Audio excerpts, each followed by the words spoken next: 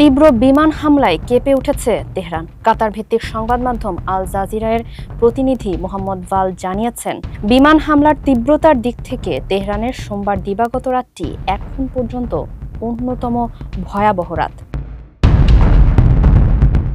গত কয়েক ঘন্টায় শহরের বিভিন্ন স্থানে একের পর এক বিস্ফোরণ ঘটেছে, যার সংখ্যা গণনা করাও কঠিন।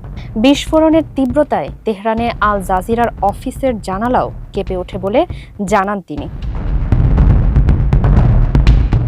প্রতিবেদনে বলা হয়, তেহরানের উত্তরে কারাজ এলাকাতেও বড় ধরনের বিস্ফোরণের খবর পাওয়া গেছে।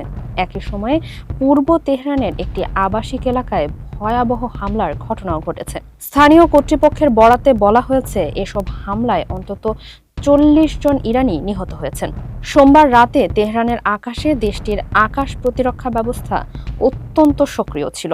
বিশেষ করে শহরের পূর্বাংশে আকাশ জুড়ে বারবার আলোর ঝলকানি দেখা গেছে।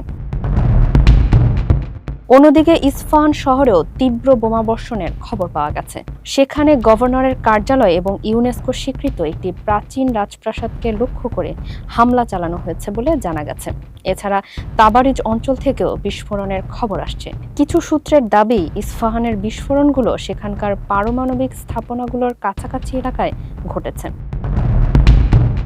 এদিকে পাল্টা প্রতিরোধের ঘোষণা দিয়েছে ইরানের সামরিক বাহিনী এবং ইসলামী বিপ্লবী গার্ড বাহিনী। তারা জানিয়েছে, তাদের অভিযানের 33তম তরঙ্গ শুরু হয়েছে এবং ভারী ক্ষেপণাস্ত্র হামলা অব্যাহত থাকবে। ফারিহা আহমেদ, মানবকণ্ঠ।